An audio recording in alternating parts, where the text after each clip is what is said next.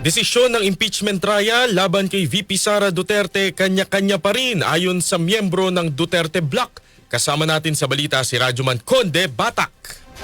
Iginit ni Senator Christopher Bongo na pagdating sa usapin ng impeachment trial laban kay Vice President Sara Duterte ay kanya-kanya pa ring desisyon dito ang mga senador. Ito ang binigyang diin ni Go matapos linawin na hindi naging factor ang impeachment sa pagbibigay ng suporta ng Duterte Bloc kay Senate President Cheese Escudero. Ayon kay Go, ang napag-usapan lamang nila sa partido ay isa ang magiging boto nila sa Senate President at pumili sila batay sa kung sino ang makakatulong sa pagsusulong ng mga programa para sa mga mahihirap. Sinabi ng senador na mas gusto niya ng continuity o pagpapatuloy ng Senate leadership upang hindi maantala mga sinusulong na programa sa Senado at handa siyang magtrabaho kung sa majority sila mapapabilang. Hindi rin anya nila na pag-usapan ang tungkol sa impeachment at wala silang hininging anumang pabor kay Escudero para rito. Kasama mo sa DZXL RMN Manila, Radyoman Conde Batak, Tatak RMN.